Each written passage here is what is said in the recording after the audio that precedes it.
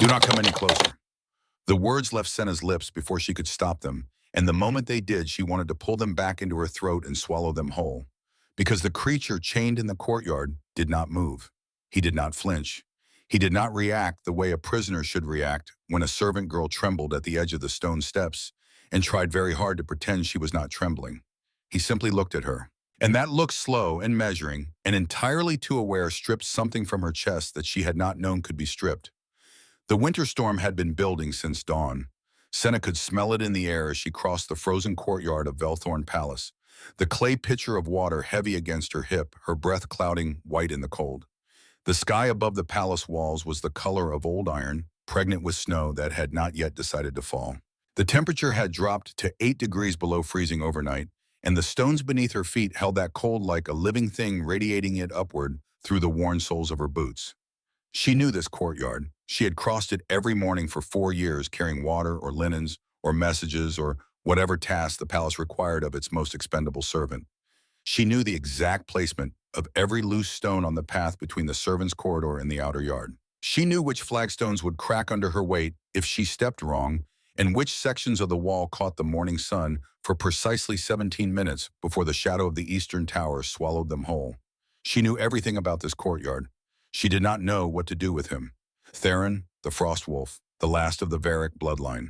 He sat in the center of the courtyard with his wrists bound in chains of blackened iron, woven through with threads of silver enchantment, and he looked at Senna the way no one had ever looked at her in her entire life. Not with contempt, not with dismissal, not with the casual blindness that the nobility of this palace had perfected into an art form over centuries of practice. He looked at her as though she were something he recognized, as though the sight of her resolved something in him that had been unsettled for a very long time. The chains ran from his wrists to iron rings sunk deep into the courtyard, stones driven into the rock with enchantment strong enough that the metal had fused with the granite itself. Even seated, even restrained, Theron was enormous in a way that had nothing to do with physical size alone. He radiated presence the way the sun radiated heat, naturally, without effort, without intention. His hair was silver white, the color of the frost that gathered on the palace windows every morning before dawn.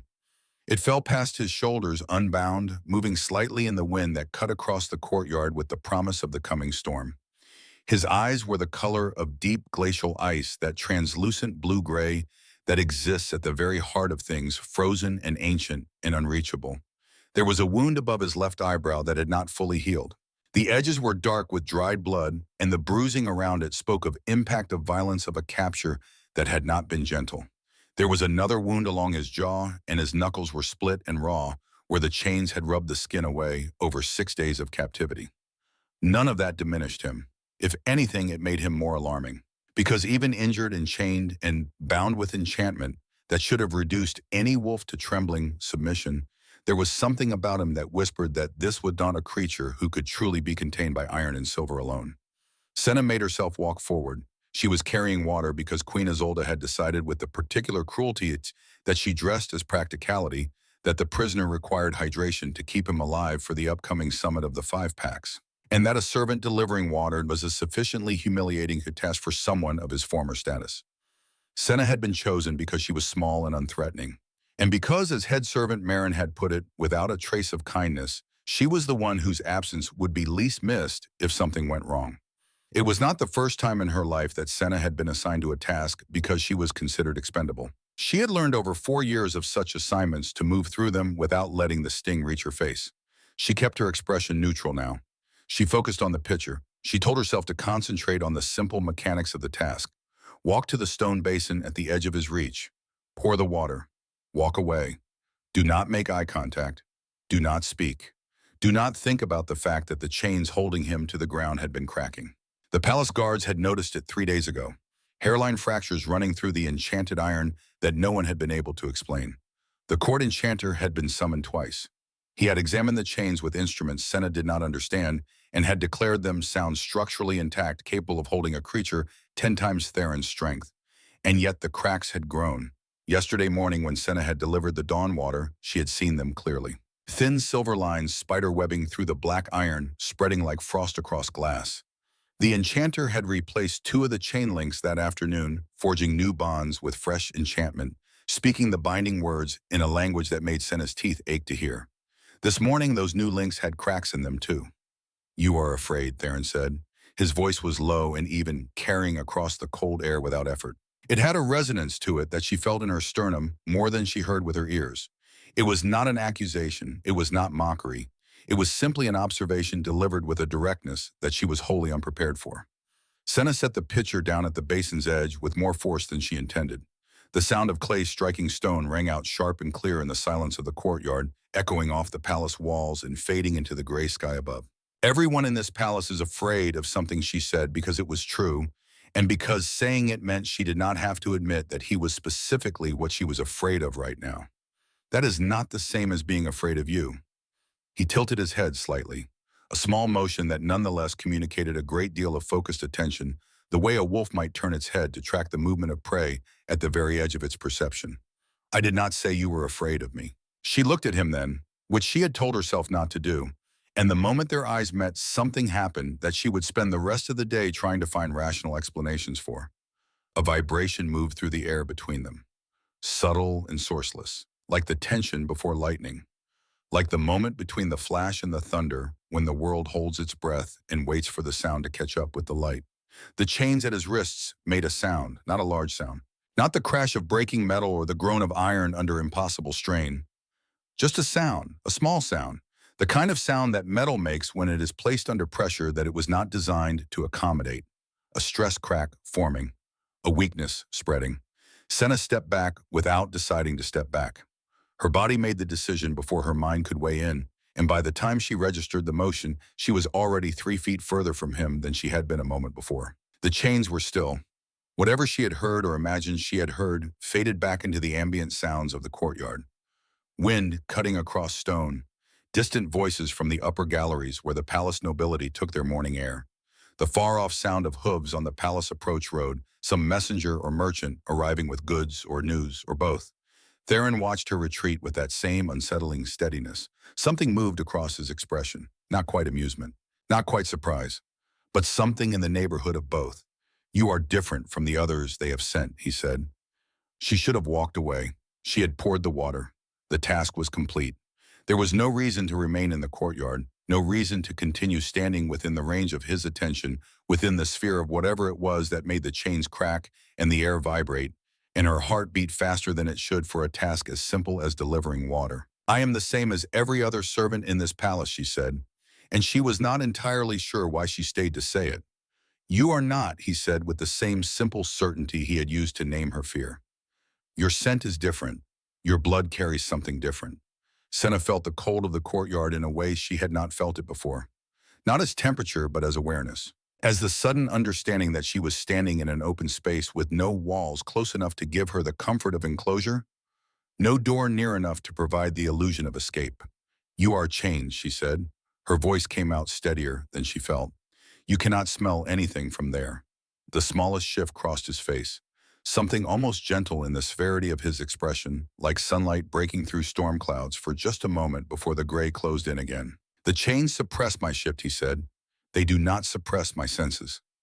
She turned and walked away before he could say anything else, but she was not fast enough to miss the sound that followed her across the courtyard, soft and low and almost inaudible beneath the wind. The sound of metal cracking under pressure. The sound of a chain giving way by a single hairline fracture. More. Queen Isolde received reports about the prisoner's chains twice daily. She had instituted this requirement on the morning of Theron's arrival, when her court enchanter had confirmed that the iron and silver binding was the strongest work his order had produced in 3 generations. She had smiled when he said this, the particular smile she wore when she was being given exactly the assurance she required. The queen was beautiful in the way that certain poisonous flowers are beautiful, arresting and precise, and crafted by nature specifically to draw the attention of things that should know better than to approach. Her hair was the color of dark honey worn in intricate braids that spoke of hours of careful arrangement. Her eyes were pale amber, and she moved through the palace with the proprietary ease of someone who had never in her life needed to question whether a space was hers. She had been Queen of Velthorn for 7 years. King Aldrich had chosen her from among the daughters of the allied pacts with the careful pragmatism of a man selecting a strategic asset rather than a life companion. She had served the role with efficiency and ambition and a particular genius for understanding which alliances were worth nurturing and which were more useful as sacrifices. The summit of the 5 packs, scheduled to begin in 11 days, was her masterwork, the final piece of a plan 7 years in the making. And the frost wolf in the courtyard was the keystone of it all. The plan was elegant in its cruelty, which was the kind of elegance Isolde appreciated most. The 5 alpha packs had been in fragile accord for a decade, held together by treaties that satisfied no one completely, but that none of them were powerful enough to break alone. The Varric bloodline, the ancient lineage to which Theron belonged, had been the arbiters of pact disputes for centuries. Neutral ground, sanctified by a power older than any of the current ruling families. With Theron dead and the Varric line extinguished, that neutrality would dissolve. The fragile accord would fracture, and in the resulting conflict, Velthorn, positioned strategically and prepared carefully, would emerge as the dominant power, not by being the one who struck the first blow, but by being the one who was already standing when everyone else fell. The prisoner in the courtyard was not a trophy, he was a fuse. And Isolde intended to light it at the summit in a way that would look to every witness present like an accident of circumstances beyond anyone's control. She needed him alive for 11 more days. She did not need him unbroken.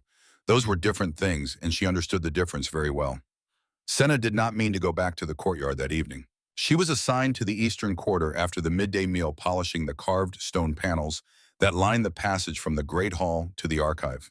The task kept her occupied until the light through the high windows shifted to the amber rose of late afternoon, and by then her hands were raw from the polishing cloth, and her back ached from reaching the upper sections of the carvings.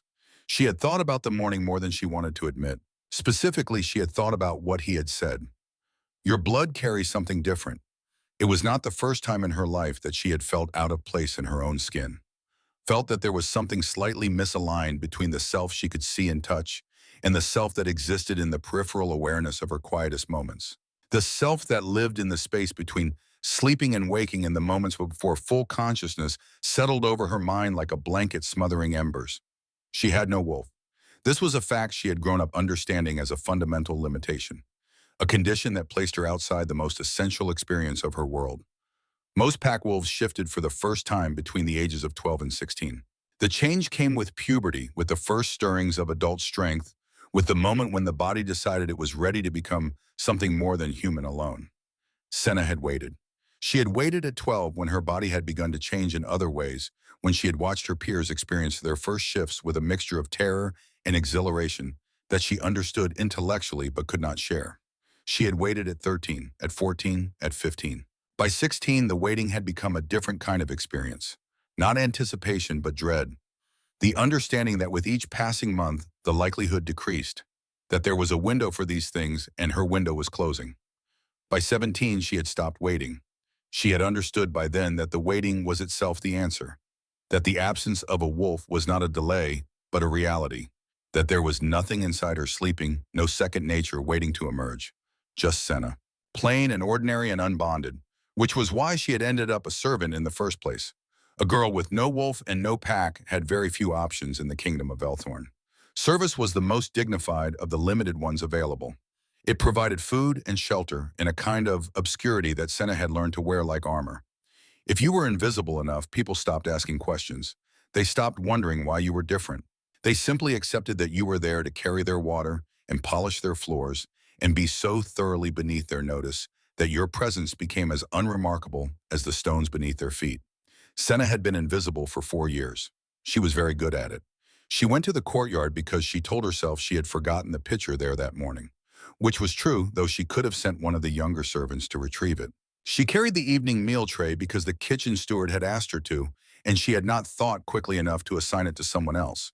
She told herself these things with the practiced efficiency of a person who had become very good at not examining their own motivations too closely. The courtyard was quieter in the evening.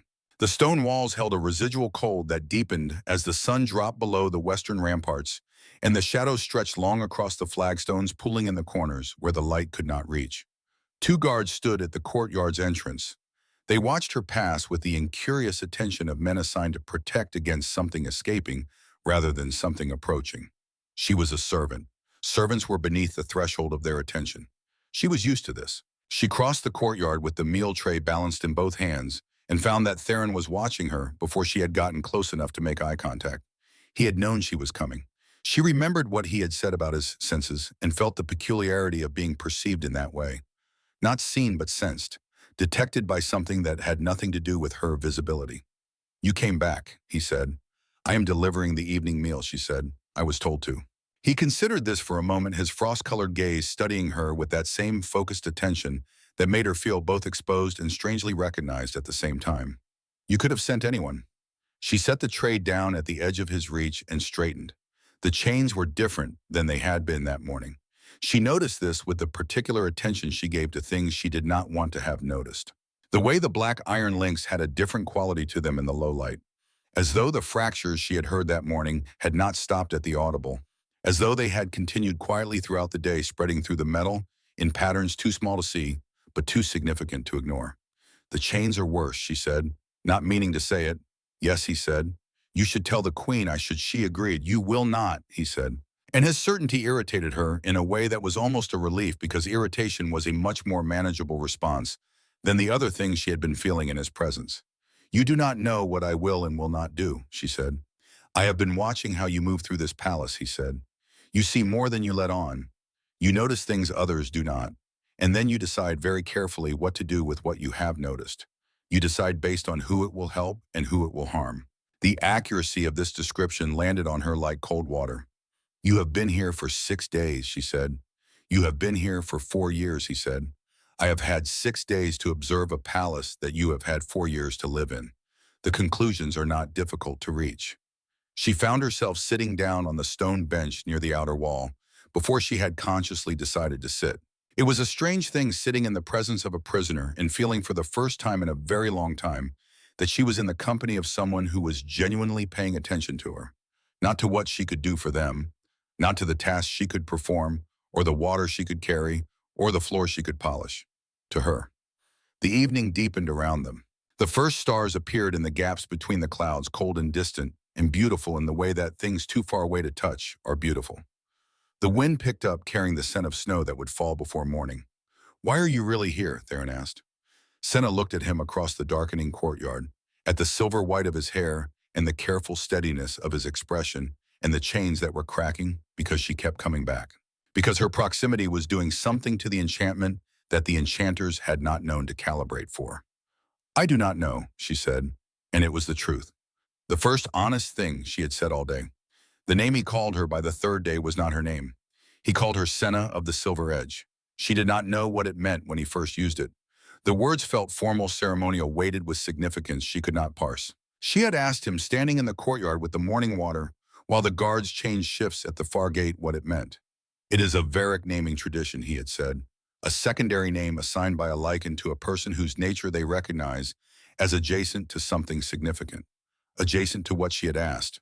To power, he had said. To purpose. To the thing you were meant to become." She had not known what to do with that answer. So she had poured the water and walked away. And she had spent the rest of that day thinking about it with the kind of focused attention she usually reserved for memorizing guard rotations or mapping the palace's secret passages. She found out more later. From the archive, where she spent her afternoons polishing stone panels and reading the books she was not supposed to read.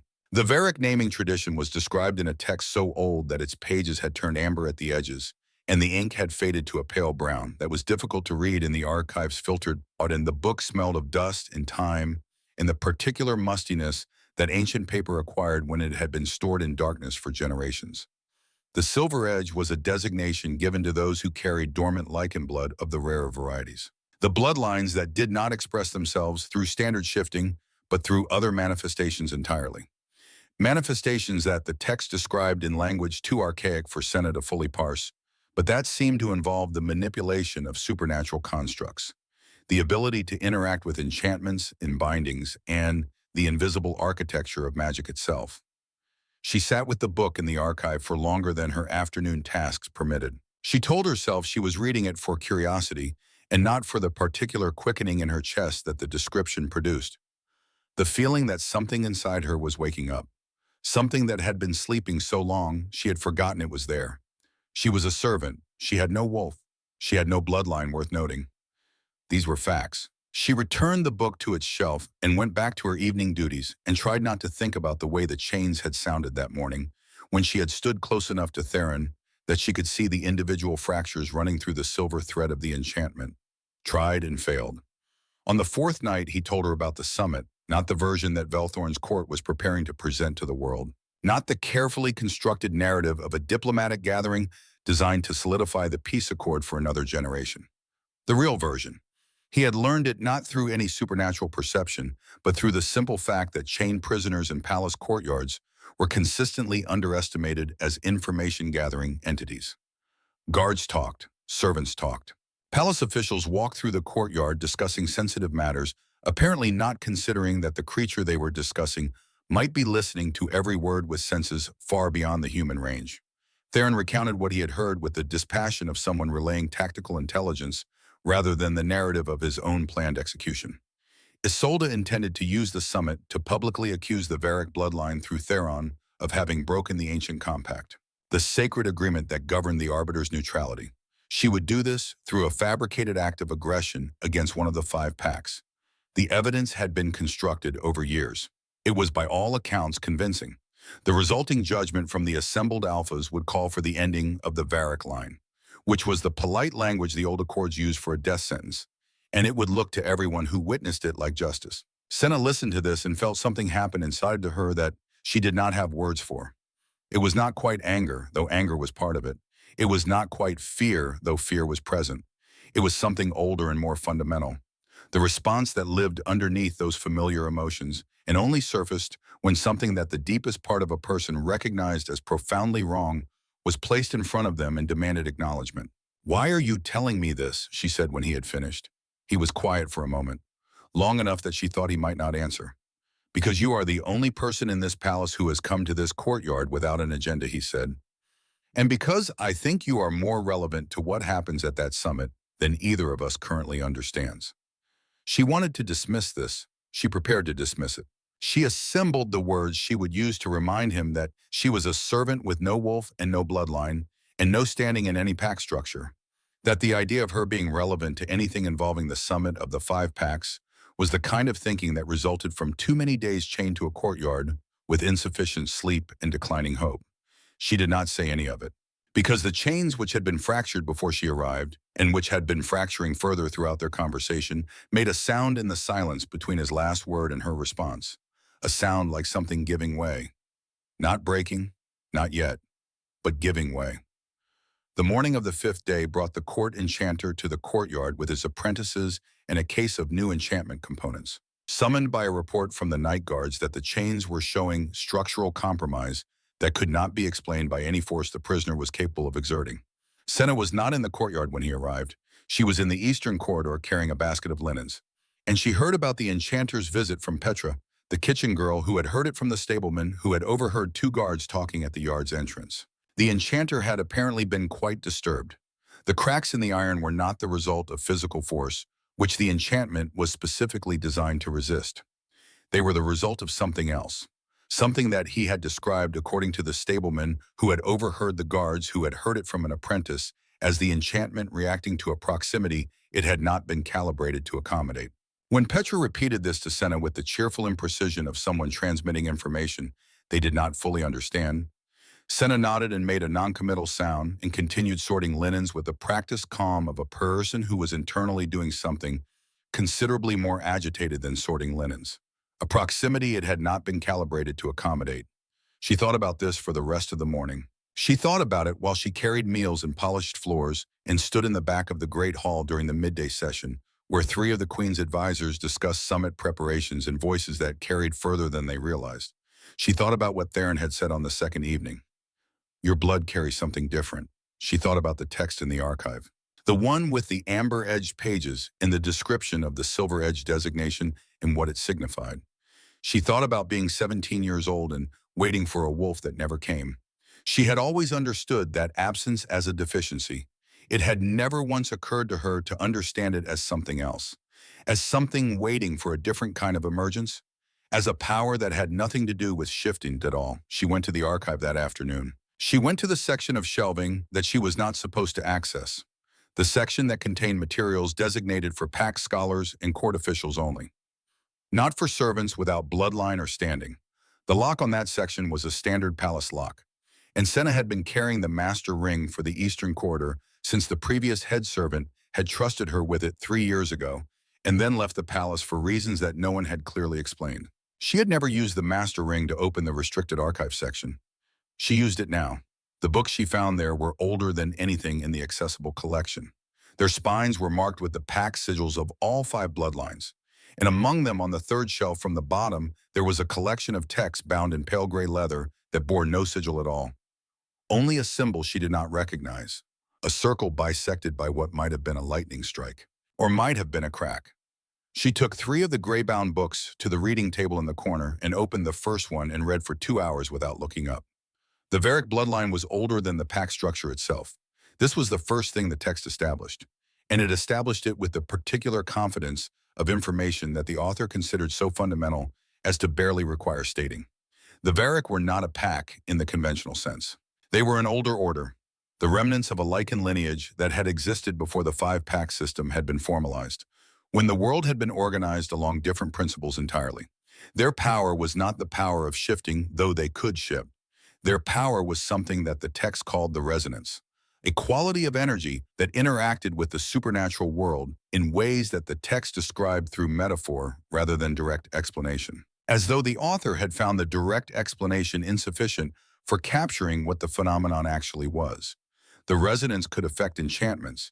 It could, in the presence of certain other bloodlines, create responses in supernatural constructs that those constructs had not been designed to anticipate.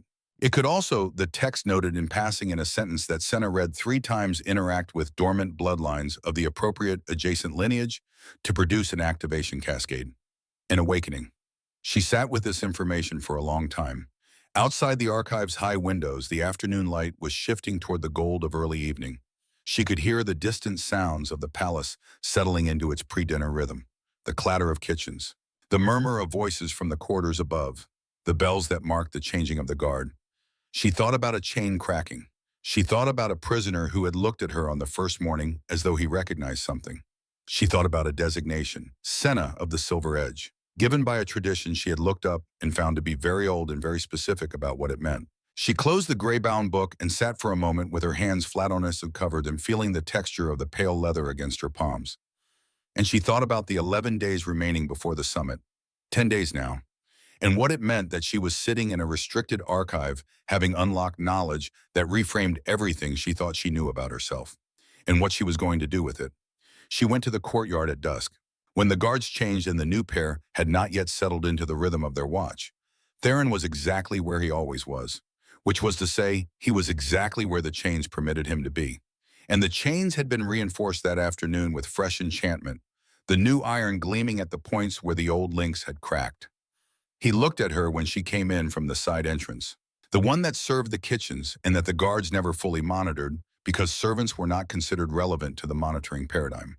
His expression did not change, but something in the quality of his attention sharpened, and she thought she understood now what that quality was. It was the recognition of the resonance. He could sense it in her, the way she was beginning, very tentatively and with considerable internal resistance, to sense it in herself. A warmth that had nothing to do with temperature, a pressure behind her sternum that felt like something trying to expand into space it had not previously occupied. The text called it an activation cascade, she said, because she was past the point of pretending she had come here for any reason other than the one she had come here for. He was still for a moment. Then you found the Varick archive texts. I found some archive texts, she said. They were not labeled. I cannot confirm what they were. You found the Varick archive texts, he said again, with the same certainty. And this time she did not argue with it. The text said that dormant bloodlines of adjacent lineage, she said carefully, in the presence of active resonance. She stopped. He waited. How dormant, she said finally. How dormant does a bloodline need to be to still qualify as adjacent?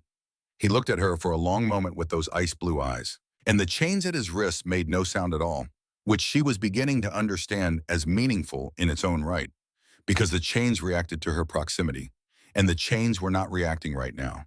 And what she needed to understand was why. The wolf that you have been waiting for, he said quietly. It has not been sleeping. She met his eyes and felt the warmth in her sternum intensify, steady and growing, like a coal that has been waiting for a breath of air. What has it been doing, she said, Becoming something else, he said, something that does not need a shift to express itself, something much older. The enchanter came back 2 days later, this time with a senior colleague from the capital, a woman whose name Senna did not know, but whose bearing communicated a level of professional seniority that made the junior enchanter stand slightly behind her left shoulder and speak only when directly addressed. They examined the new chains which had developed cracks in the fresh links within 48 hours of their installation, and they spoke to each other in low voices using technical terminology that Senna passing through the courtyard with a load of firewood for the inner hall could not fully parse. But she caught fragments: environmental resonance interference, bloodline proximity activation, source unidentified. She kept her face neutral and her pace steady, and she let herself fade into the background the way she had trained herself to be invisible over 4 years of service, present and purposeful, and utterly beneath the notice of people who were looking for something specific and had not thought to broaden the definition of what they were looking for. The senior enchanter placed her hands on the chains and closed her eyes. Senna felt it when the woman's magic touched the enchantment, a vibration in the air that had nothing to do with sound, a pressure that made the warmth behind her sternum flare in response. She kept walking, one foot in front of the other, firewood balanced against her hip, eyes forward, breathing even, but she felt Theron's attention find her across the courtyard, felt the moment his awareness locked onto her presence like a compass needle finding north. And she felt the chains react, not breaking, not yet. But the crack that formed in that moment was audible.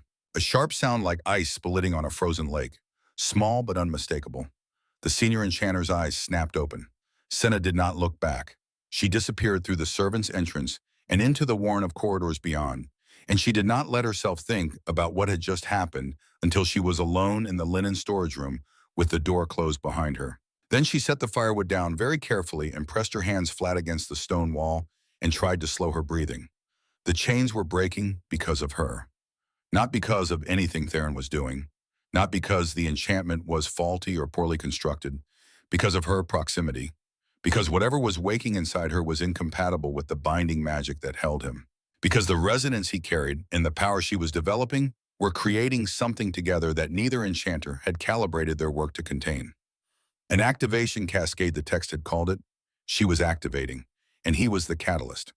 Queen Isolde summoned Senna on the morning of the 7th day. This was unprecedented. In 4 years of service, Senna had been in the Queen's presence exactly 3 times. And on each of those occasions, she had been part of a group of servants, background furniture in the composition of the scene, not a specific entity requiring direct address. Being summoned individually was a different category of experience entirely. Senna presented herself at the Queen's morning chamber at the appointed time, dressed in the clean gray of her service uniform, her hair braided back from her face in the manner that head servant Marin had insisted upon, practical and unmemorable. Isolde was seated at the window overlooking the eastern gardens, a cup of tea at her elbow and a letter in her hand that she finished reading before she acknowledged Senna's presence. It was a technique Senna recognized, the deliberate establishment of hierarchy through the demonstration that a superior's time was more valuable than an inferior's attention. She stood and waited and kept her breathing even. "You have been assigned to deliver the prisoners' meals," Isolde said, setting the letter aside and turning to look at Senna with eyes that were very good at appearing casually interested while being anything but. "Yes, Your Majesty," Senna said. "How does he seem to you?" Senna considered this with the care of someone walking across ice of uncertain thickness. "Contained, Your Majesty," she said. "The chains hold." Isolde's mouth curved in a way that was not quite a smile and not quite its opposite. "The chains have been cracking," she said. "My enchanters are concerned." "I would not know about that, Your Majesty," Senna said. "The chains appear intact from the outside." The Queen looked at her for a moment longer than was comfortable. Senna met that look with the specific blankness she had cultivated for exactly these situations. The expression of a person who was present and functional and entirely unremarkable. After a moment, Isolde returned her attention to the window. "He has spoken to you," she said. It was not a question. "He speaks to whoever brings his meals," Senna said. "He is bored and confined. He says very little of consequence." Another pause. The quality of silence that has weight and intention behind it.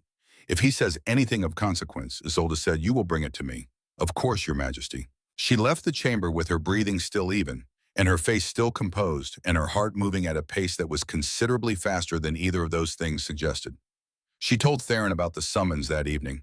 She had taken to visiting the courtyard outside her assigned meal delivery times, having found a route through the service passages that allowed her to reach the side entrance without passing the main guard post.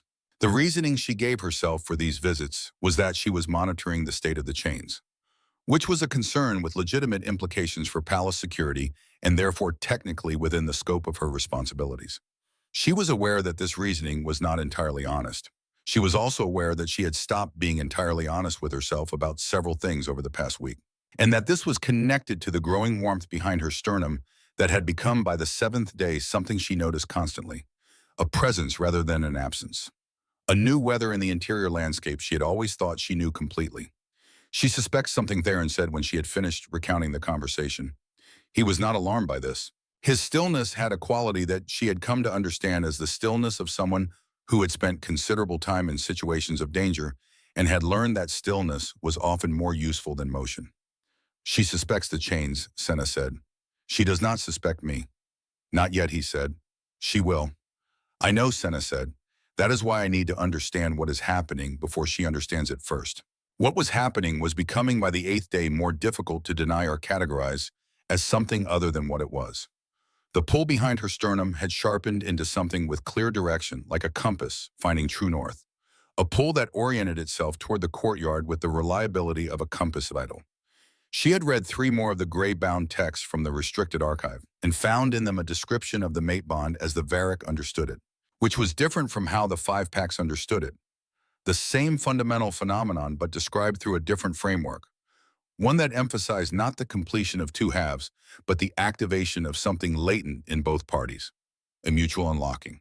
A recognition that required 2 specific kinds of energy in proximity to produce the third thing that was neither of them separately, but something they created in combination. The text called this third thing the covenant resonance. They described it as the oldest form of bond. They described it as irreversible. They also described it as the source of the Varric line's particular power.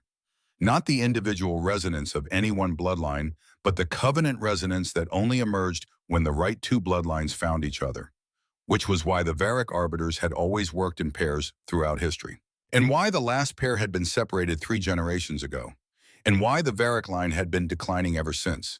She sat with this information in the archive and thought about a prisoner in a courtyard, and thought about chains cracking, and thought about what it meant that she had no wolf and never had, and whether the absence of a wolf was the same thing as the presence of something else.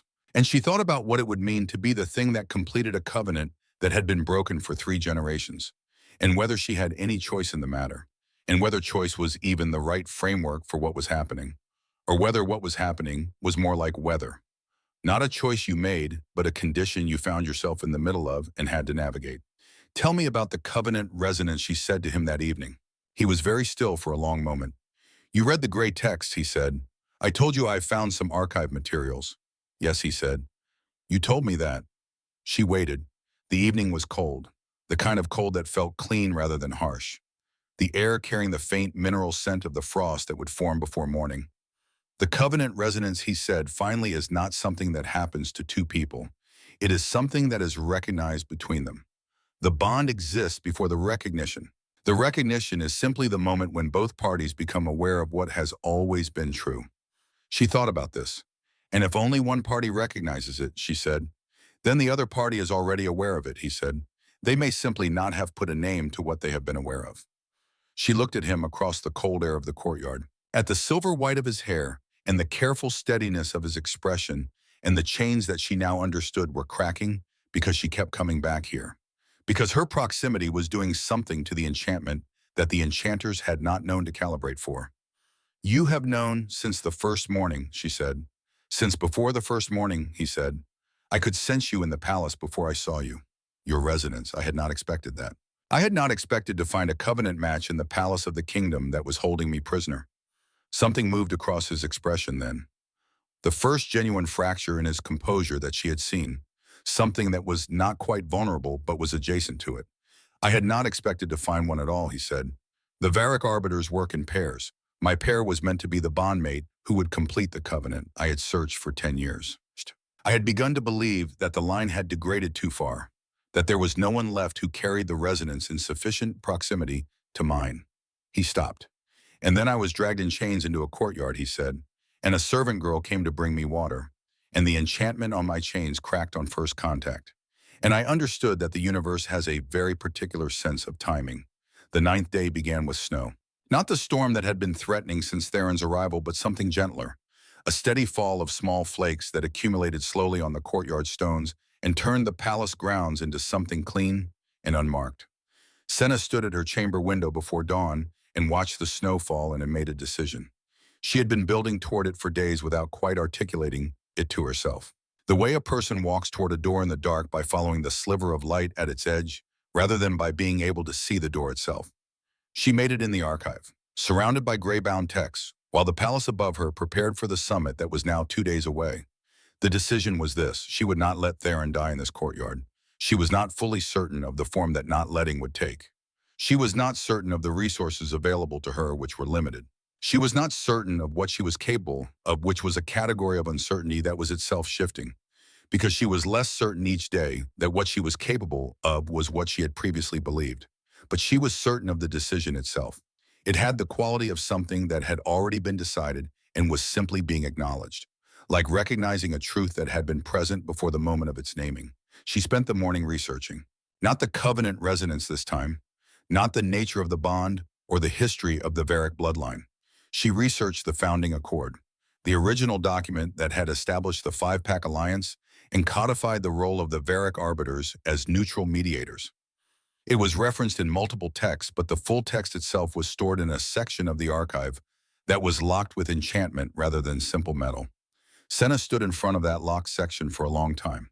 Then she placed her hand flat against the enchanted seal and felt for the warmth behind her sternum, for the thing that had been growing there for 9 days, for the power that the text called weaving, the ability to interact with supernatural constructs, to break them or build them, to unravel an enchantment or reinforce one. She had never tried to do this before. She tried now. The warmth flared. She felt it move through her hand and into the enchanted seal. Felt the structure of the magic like something she could see with senses that had nothing to do with her eyes. Threads of energy woven together in patterns that were both beautiful and complex, and she felt how to pull them apart. The seal dissolved, not with a sound, not with any visible manifestation. It simply stopped being there. One moment the enchantment held, the next moment it did not. Senna opened the door and walked into the restricted section and found the founding accord on a pedestal in the center of the room. She read it for 3 hours, and when she was finished, she understood exactly what she needed to do. Section 7, Article 3 of the Founding Accord was very specific. Any covenant acknowledgement made between Varric arbiters in the presence of the assembled five-pack council carried the same legal weight as a formal arbitration judgment. It could not be contested. It could not be reversed. And it conferred upon both members of the covenant pair the standing and protections that the Founding Accord guaranteed to the Varric arbiters, which included immunity from pack-level judgment for any offense not proven through the independent arbitration process that the Founding Accord specified, an arbitration process that required by definition a Varric arbiter to conduct, which created a circular protection that the original architects of the Founding Accord had designed with precisely this kind of contingency in mind.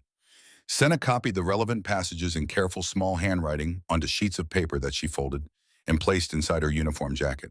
Then she went to find out exactly how many guards were posted at the courtyard entrance during the evening watch rotation. The answer was 2. She had known this already, but she needed to confirm it. Needed to walk the routes and time the distances and understand the mechanics of what she was planning with the precision of someone who would only get one opportunity to execute it correctly. She also needed to find the passage that led from the courtyard to the postern gate.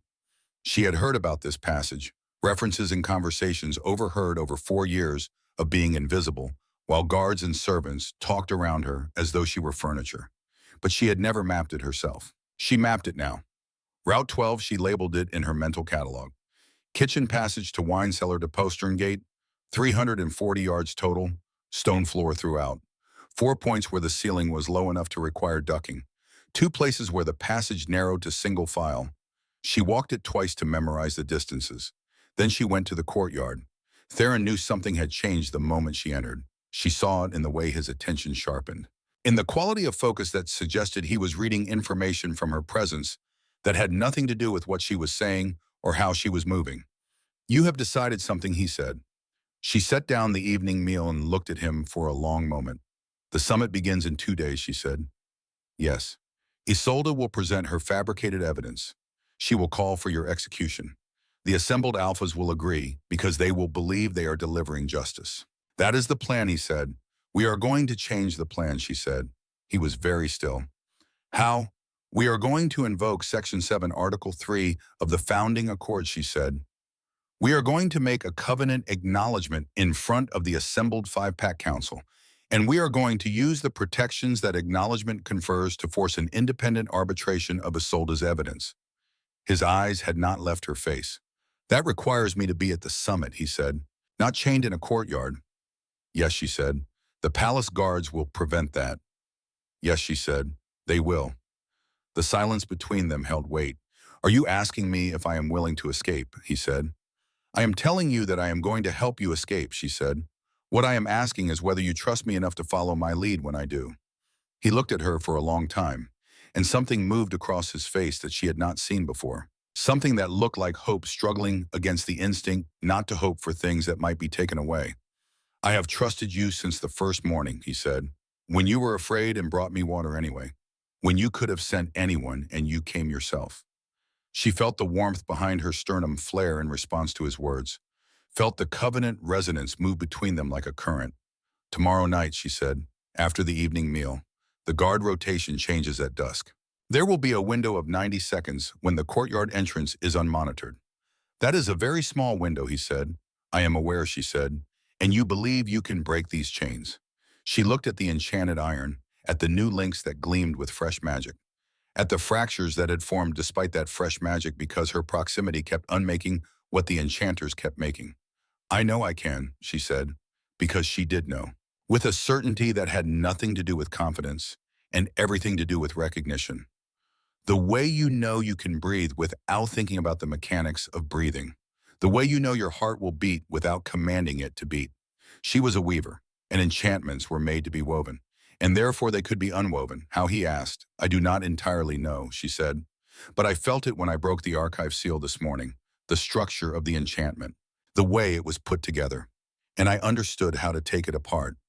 You broke an enchanted seal, he said. Yes, this morning, yes, and no one noticed. Senna allowed herself a small smile. No one notices servants, she said. That has always been the problem with this palace. They see the uniform and they stop looking at the person wearing it. She stood and brushed dust from her skirt. Tomorrow night, she said again. Be ready. I have been ready, he said, since the first morning. She turned to leave, then stopped and looked back at him. The covenant resonance, she said. The text said it was irreversible. Yes, he said, and you knew, from the first morning. Yes, she absorbed this.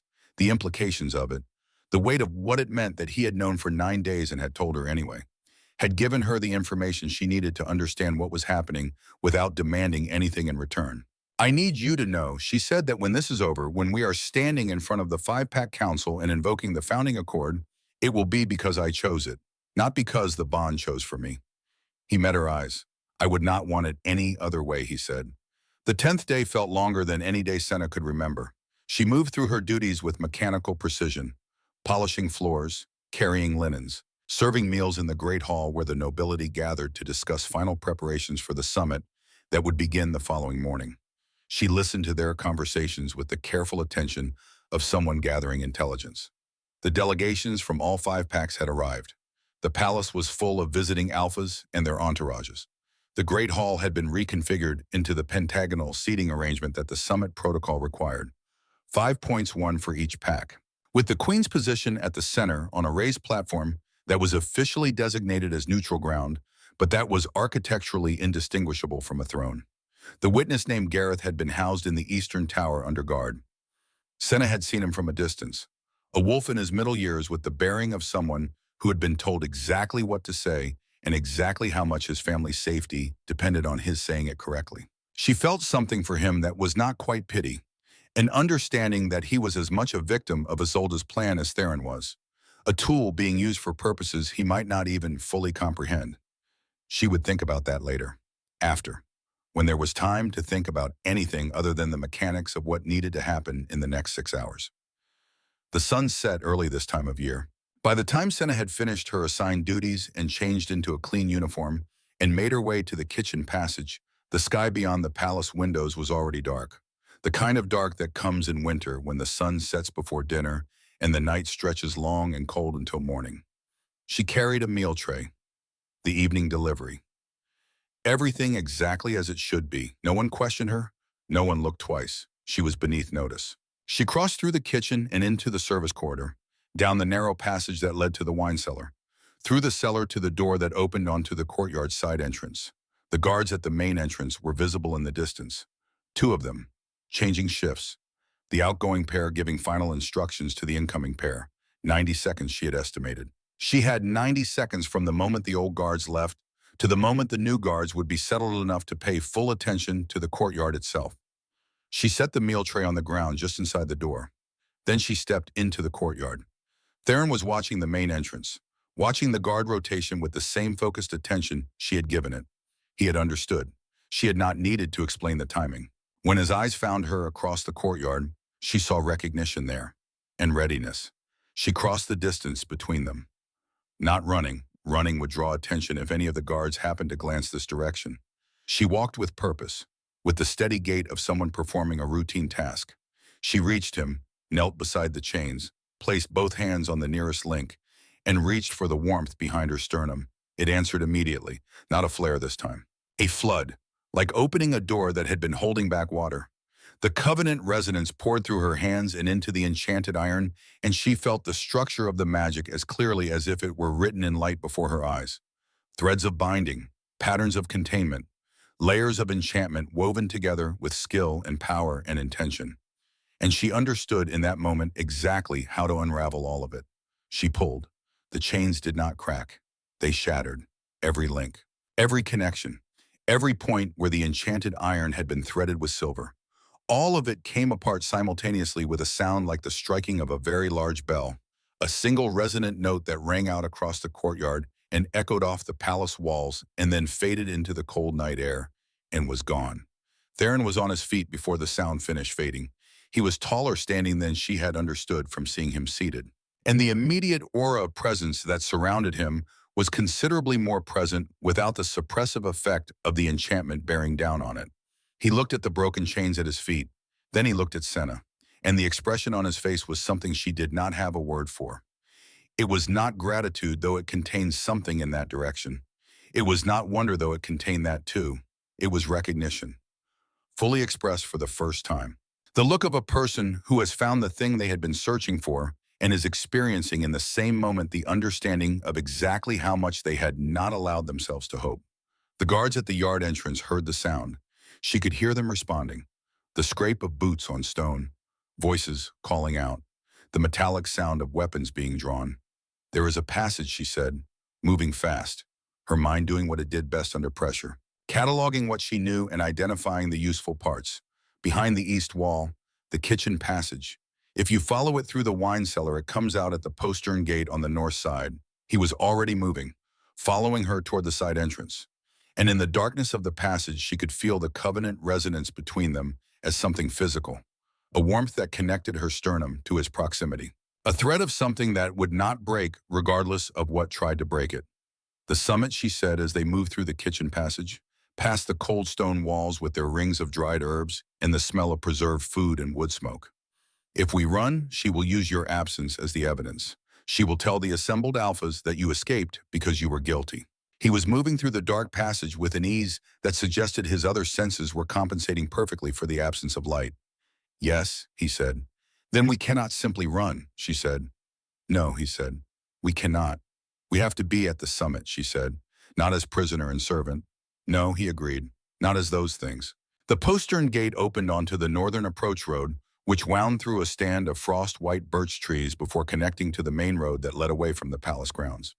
Senna had been through this gate perhaps a dozen times in her 4 years of service, on errands that required discretion rather than the visibility of the main palace approach. She had never gone through it in the company of a freed Lycan alpha, whose presence beside her felt, despite every rational consideration, that should have made it alarming, like the most correct configuration she had ever experienced. You need somewhere to go, she said, as they moved through the birch trees. The branches overhead were skeletal against the night sky, and the snow that had fallen that morning crunched beneath their feet. Tonight. My people are not as absent as Isolde believes, Theron said. There are those who have been working toward the summit's disruption for months. I need to reach them where there is a safe house, he said. Northern Territories, 48 miles from here. Senna calculated distances in her head. Times, the margin between now and when the alarm would spread beyond the palace walls. We have perhaps 2 hours before they organize a proper hunt, she said. Maybe 3 if we are fortunate. I can cover 48 miles in less than that, he said. If I shift. She looked at him in the darkness, at the careful way he was moving, at the stiffness in his left shoulder where the wound had not fully healed. You are injured, she said. I am functional, he said. That is not the same thing. It will have to be. They reached the main road, empty in both directions, the kind of emptiness that winter nights in this region produced.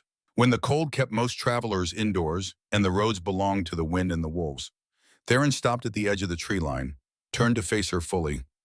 You cannot come with me tonight, he said. It was not a question.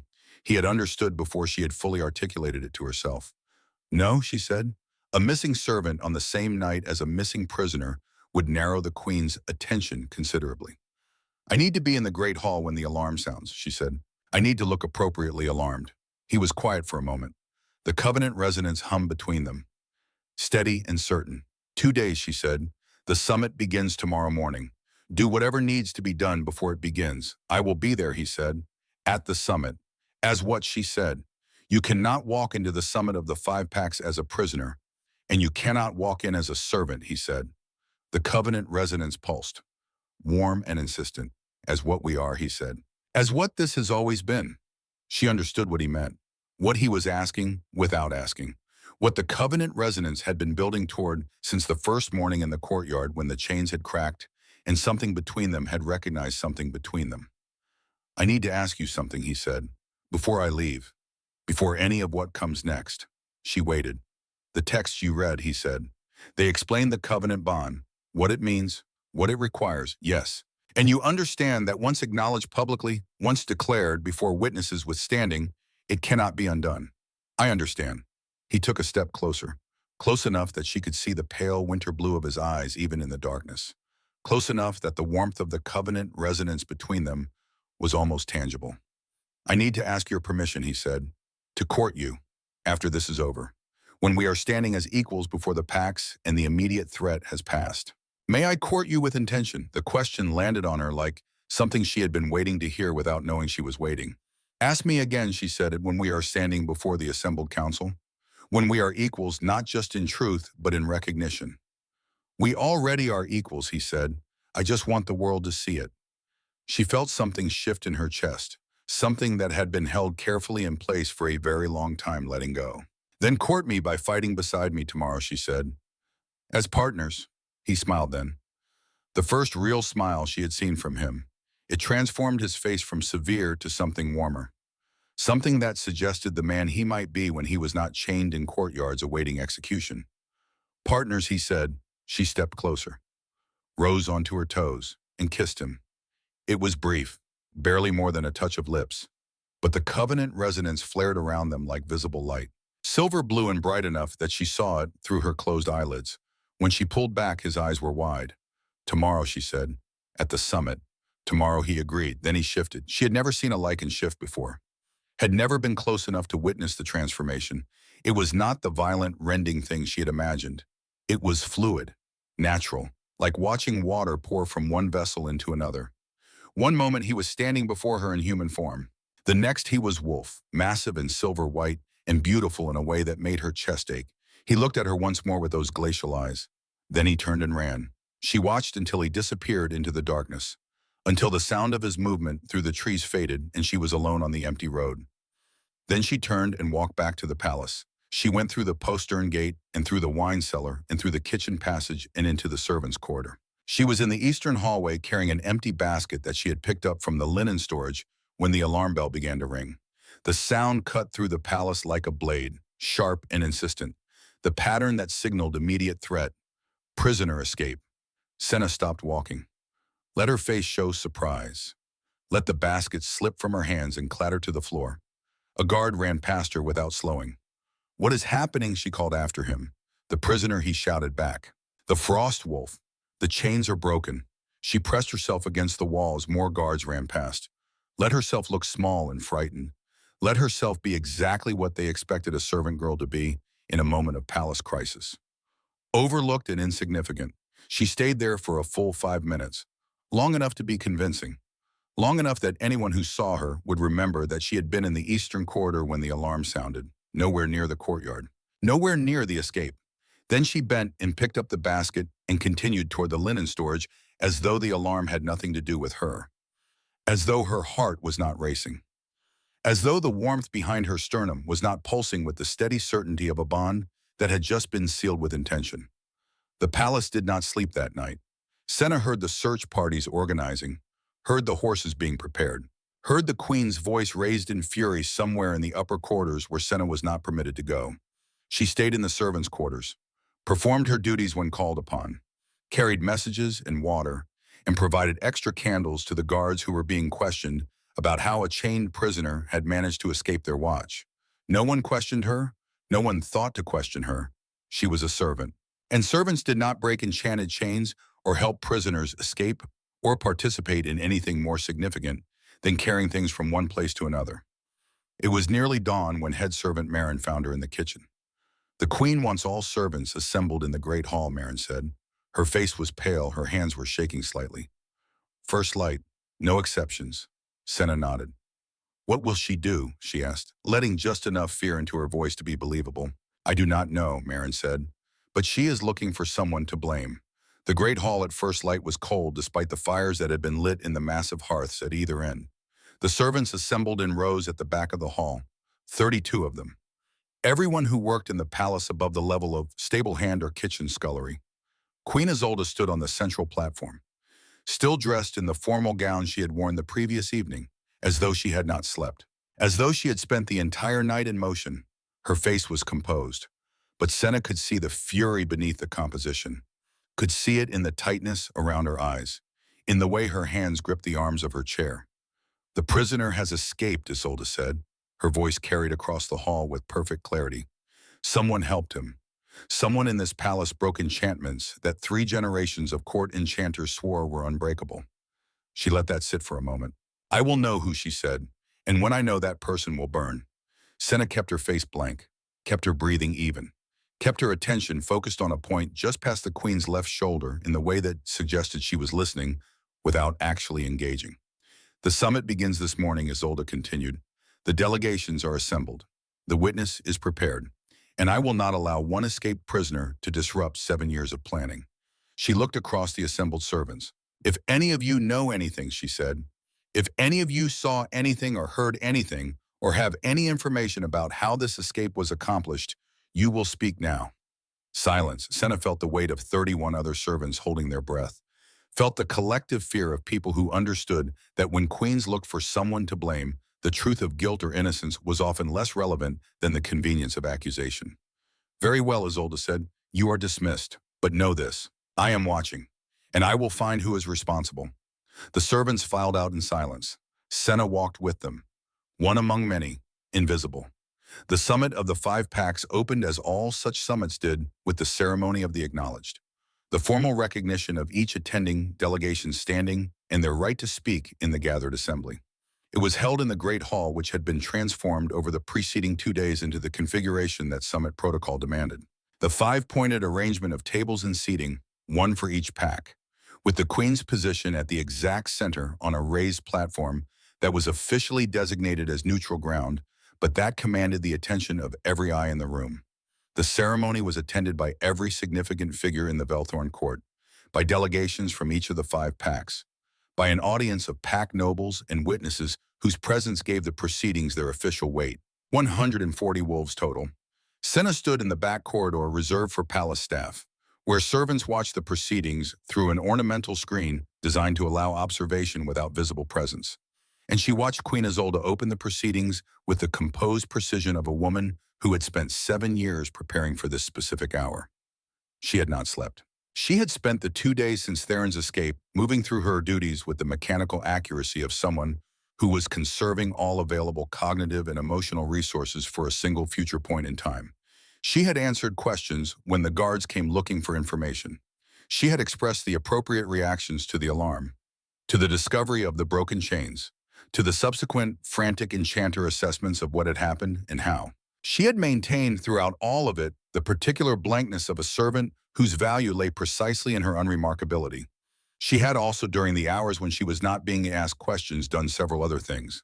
She had copied the relevant passages from the founding accord onto clean parchment in her clearest hand. She had folded those pages and hidden them in the inner pocket of the formal gray overdress that servants wore when attending summit ceremonies. She had mapped the route from the servants' corridor to the main floor of the Great Hall. 23 steps, one door, 12 seconds if she moved quickly. She had practiced that route twice in the hours before dawn when the corridors were empty, and she had felt through the covenant resonance that Theron was alive and moving and getting closer. The bond did not give her his exact location, but it gave her direction, distance, the certainty that he was not captured, not injured beyond his ability to function. Coming, the delegations were acknowledged in order of seniority: Northwatch first, then Shadow Peak, Ironwood, Keldris, Thornwick. Each alpha stood, was recognized, spoke the ritual words of attendance, and then Isolde began the prepared remarks, the careful introduction to the matter at hand, the evidence that would be presented, the witness who would testify, the fabricated case against the Varric bloodline. Senna listened to the opening words and felt the covenant resonance pulse. He was close, very close. And then the east entrance doors opened. The Great Hall registered the interruption with the particular quality of collective stillness that large groups produce when they encounter something simultaneously unexpected and significant. Conversations stopped mid-sentence. Heads turned. 140 wolves focused their attention on the figures entering through the east doors. 4 of them. Theron walked in front, no chains, no wounds visible, dressed in the gray and silver of the Varric bloodline, colors that had not been seen at any official gathering in living memory. Behind him walked 3 others, 2 men and a woman, all carrying themselves with the bearing of people who had spent considerable time in positions of authority, all wearing the same gray and silver. Senna recognized one of them from descriptions in the archive texts. Aldrich, the strategic elder, silver-bearded and sharp-eyed, the one who had been maintaining the Varric safe houses and keeping the bloodline knowledge alive, even when everyone believed the line extinct. The Varric delegation presents itself to the summit of the 5 packs, Aldrich said. His voice was trained for formal occasions, carrying clearly across the hall, despite the ambient noise of 140 shocked wolves. Pursuant to the founding accord of the 5-pack council, the Varric arbiters request acknowledgement of their standing and their right to address this assembly. The silence that followed had weight and texture. Pack officials looked at each other and then at the Queen. The 5-pack delegations looked at each other and at the central platform. The founding accord was old enough that not everyone in the hall would have known its precise provisions, but enough of those present were pack scholars and senior officials that the nature of what was being invoked was understood. The founding accord recognized the Varric arbiters as having standing at any summit of the packs, automatically, without requirement of prior arrangement. It was one of the original provisions. It had never been removed. It had simply not been relevant for several generations because the Varric arbiters had been believed absent. Theron looked across the length of the Great Hall, directly at the ornamental screen, through the carved openwork, through the crowd, with the same directness and certainty with which he had first looked at Senna in the courtyard 10 days ago. The look that had stripped something from her chest and filled it with something else. The look that said, "I see you." Senna pushed open the door of the staff corridor and walked into the Great Hall. She did not do this with the background movement of a servant. She did not edge along the walls or keep her head down or make herself small. She walked as though the hall was a space she had the right to occupy, because the covenant resonance that was moving through her, like a steady, warm current, was telling her with the clarity of something that had always been true and was only now being said aloud that she had always had the right to occupy it. She was aware of being noticed. She was aware of heads turning, of the shifting quality of attention in the room as people tried to understand what a servant in a gray uniform was doing, walking across the floor of the summit of the 5 packs with the bearing of someone who belonged there. She was aware of Isolde's eyes finding her, of the quality of that gaze sharpening into something that was very close to recognition. But she did not stop walking. She crossed the hall, past the 5 delegation tables, past the assembled witnesses, past the platform where Isolde sat with her fury barely contained beneath her composed face. She reached Theron. She stopped in front of him with the distance between them, the same as it had been in the courtyard on the first morning, close enough to see the individual details of his expression, the steadiness of his attention. The warmth in those glacial eyes that she now understood had been present from the first moment and that she had simply not known how to name. "You are here," he said quietly. "I am here," she said. He reached out and took her hand. And the moment his fingers closed around hers, the covenant resonance moved from the warmth behind her sternum to something that was present in the air around them. Visible. Not in the way that light is visible as a thing unto itself, but in the way that light through glass is visible, as a quality that reveals itself in what surrounds it. Several people in the hall made sounds. The court enchanter made a sound that was recognizably professional alarm. The senior enchanter from the capital made a sound that was recognizably professional recognition. "What is this?" Queen Isolde said. And for the first time in the 4 years that Senna had spent learning to read her face, the queen's composure had fractured into something that was simply and genuinely what it appeared to be. Surprise. "It is the covenant resonance," Theron said, in the carrying voice of someone who had been raised to address formal assemblies, recognized between the last Varric arbiter and his covenant pair. He looked at Senna when he said this, not at the queen, not at the assembled delegations, only at her. Witnessed by the summit of the 5 Pacts in accordance with the Founding Accord Section 7 Article 3. The Founding Accord Section 7 Article 3 provided that a Varric covenant acknowledgement made in the presence of the 5 Pact Council carried the same legal weight as a formal arbitration judgment. It could not be contested, it could not be reversed.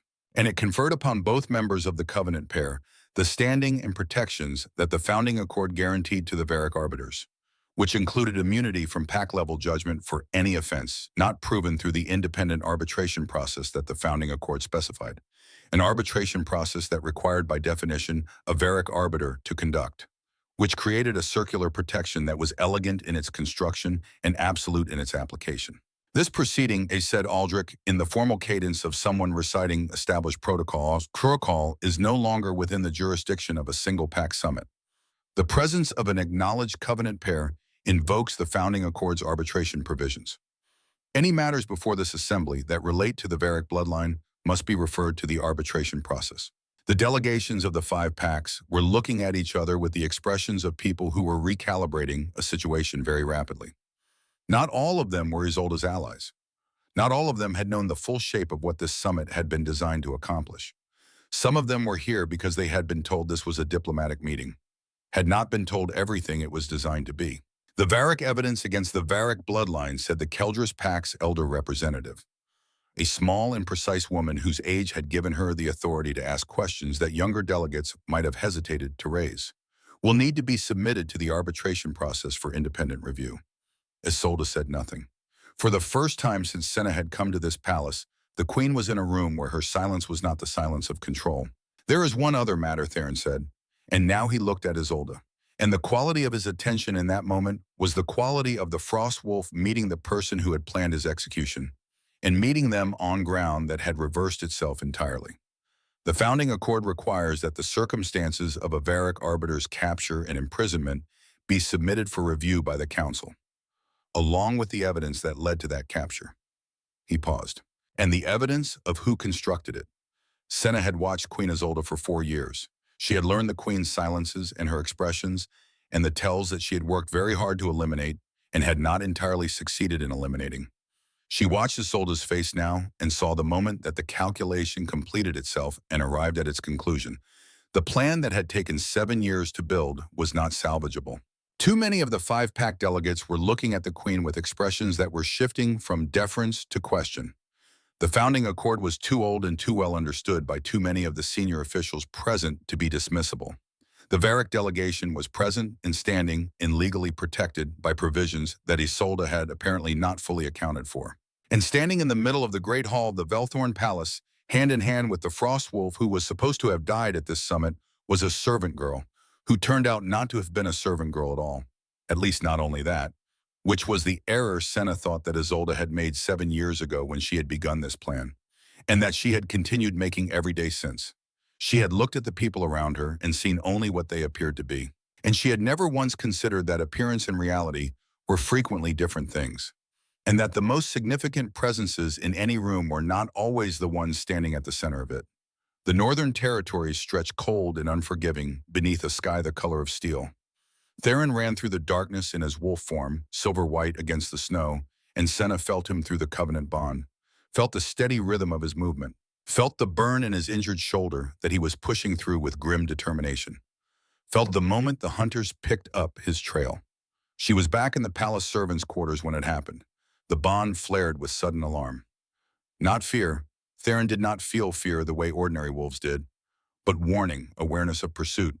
4 hunters, and the tracking enchanter whose work she had felt in the courtyard. Senna pressed her hand flat against the wall of her small chamber and reached through the bond.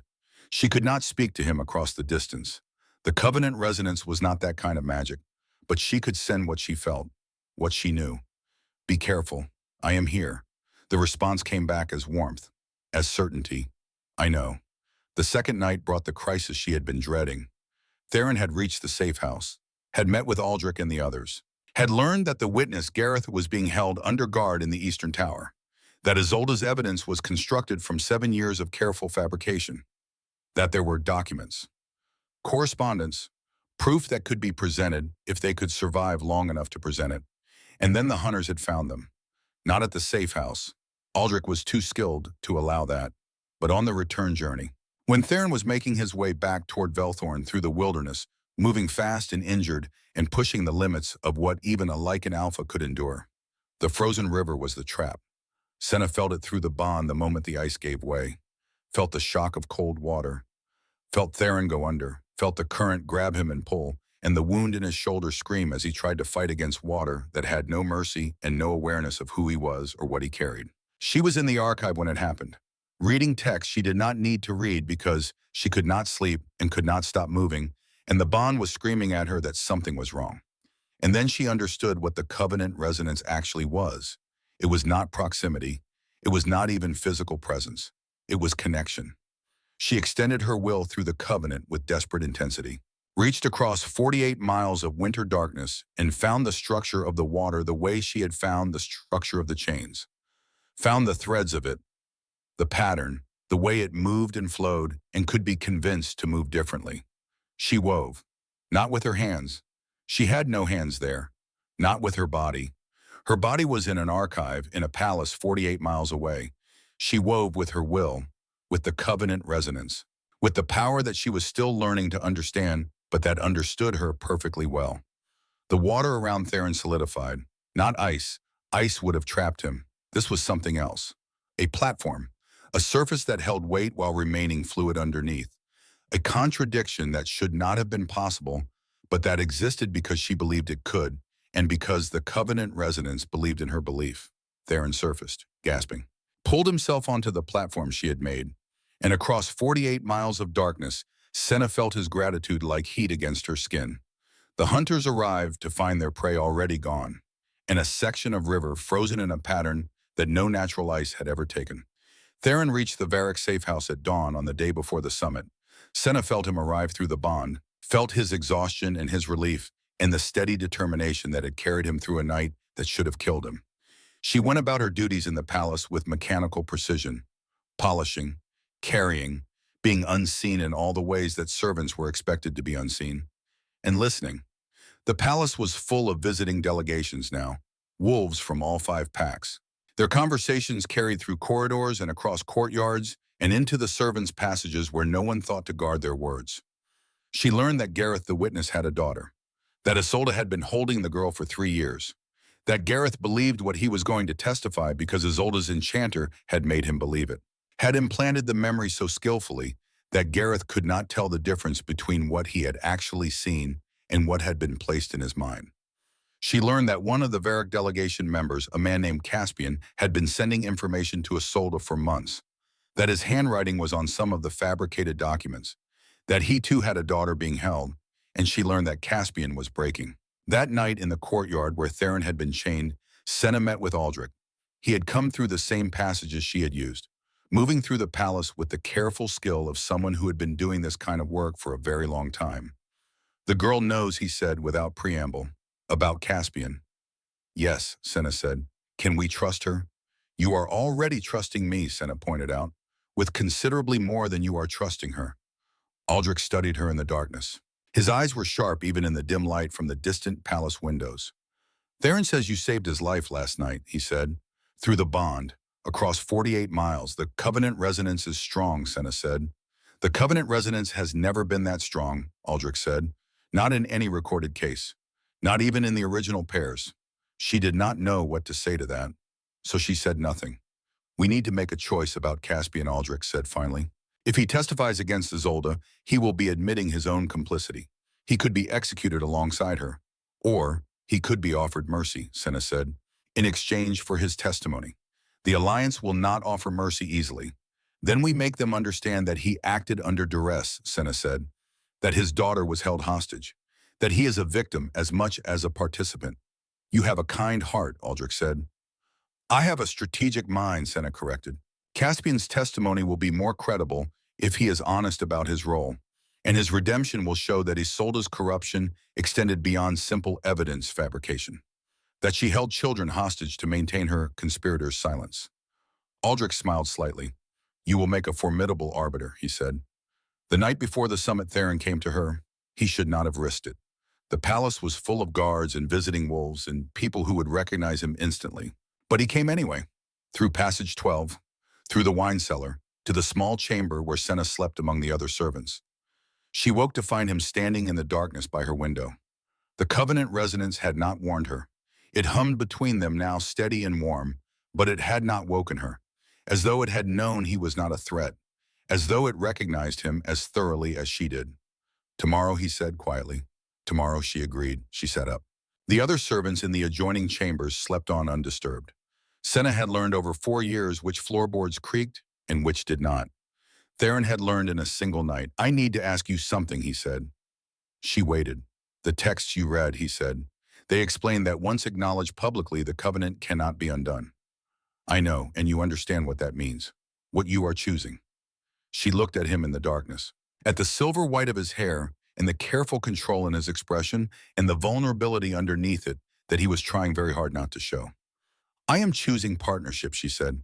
I am choosing to stand beside someone who sees me, who has seen me from the first morning, even when I did not see myself. He was quiet for a long moment. When this is over, he said, when we have survived tomorrow, and Isolde has been dealt with, and the covenant has been publicly acknowledged, may I court you with intention and with the understanding that I want not just a bondmate, but an equal in all things. She stood, crossed the small distance between them. You are already courting me, she said. You courted me when you trusted me with the truth about the summit, when you followed my plan, even though it meant placing your life in my hands, when you did not demand anything from the covenant bond, but let me discover it at my own pace. She reached up and touched his face. His skin was cold from the winter air outside. So yes, she said, court me by standing with me tomorrow, by being the partner I already know you are. He kissed her then, properly. Not the brief touch at the postern gate, but something deeper. Something that tasted like intention and choice in the future they were both reaching for. The covenant resonance flared around them. Silver blue and bright enough that Senna pulled back in alarm, certain that someone would see. But the light faded as quickly as it had come, and the other servants slept on. And Theron smiled at her in the darkness, with something like wonder in his glacial eyes. Tomorrow, he said again. Tomorrow, she agreed. The trial lasted 3 hours. It began with Theron and Senna's covenant declaration, with the visible resonance that convinced even the skeptics that what they were witnessing was genuine, ancient, protected by laws older than any current pact structure. It continued with Isolde's presentation of evidence, with Gareth's testimony, with the careful case she had built over 7 years that would have been convincing if no one had thought to question it, and then Senna stepped forward. I invoke the arbiter's right to truth-weaving, she said. The hall went silent. It is an ancient power, Aldrich explained to the assembled council. The ability to read memories directly, to display them visibly so that all may witness. It cannot be faked. It cannot be resisted. Isolde's face remained composed, but Senna saw the calculation behind her eyes, saw the moment the queen understood that her carefully constructed case was about to collapse. Senna placed her hands on Gareth's temples. The memory rose like smoke made visible, projected above the great hall where 140 witnesses could see. 6 months ago, a dark chamber. Gareth restrained, Isolde's enchanter chanting words that made the air vibrate. Gareth screaming that it was not real, that he had never seen what they were showing him, that his brother had not died that way. And the enchanter's response, cold and clinical, You will believe it, for your family's safety. The memory faded. Gareth collapsed, weeping, not from pain but from the sudden understanding that the memory he had been living with for months was a lie, that he had been made a weapon against an innocent man. I am sorry, he said, over and over. I am sorry. Then the doors opened. Three figures entered, ancient wolves with gray robes and eyes that had seen generations pass. The Alliance elders, summoned by Aldrich's message, come to witness justice being served. We have reviewed the evidence, the eldest said. His voice carried across the hall with the weight of absolute authority. Evidence of fabrication, of memory manipulation, of conspiracy to murder the last Varric arbiter and destabilize the five-pack accord. He looked at Isolde. You are found guilty on all counts. The sentence is permanent exile to the northern wastes, stripped of all titles and lands. Your co-conspirators who acted under duress will be shown mercy. Those who acted willingly will share your fate. Isolde stood, her composure finally cracking. 7 years, she said. 7 years of planning, undone by a servant girl I never noticed. Senna met her eyes. That was your mistake, she said quietly, thinking that being noticed was the same as being significant. 2 years later, Senna stood in the archive of the Varric arbitration halls, her daughter sleeping in a cradle nearby. The child was 3 months old, born with silver-touched hair and eyes that had not yet settled on their permanent color, but that sometimes flickered with covenant light when she dreamed. The first natural-born arbiter in 4 generations. Theron entered quietly, crossed to the cradle and looked down at their daughter with an expression of such profound tenderness that Senna's chest ached. Another dormant bloodline has awakened, he said, in the Western Territories. They are asking for guidance. Then we will go, Senna said. She looked out the window at the mountains beyond, at the territories that were slowly rebuilding, at the future they were weaving together. She had waited 17 years for a wolf that never came. What came instead was a power older than shifting, a partnership truer than fate, a purpose she had discovered not through destiny, but through choice. The invisible girl had become the arbiter who reshaped her world, and she had done it not by becoming someone else, but by finally becoming completely herself. The covenant resonance hummed between them, steady and certain and irreversible, exactly as it should be.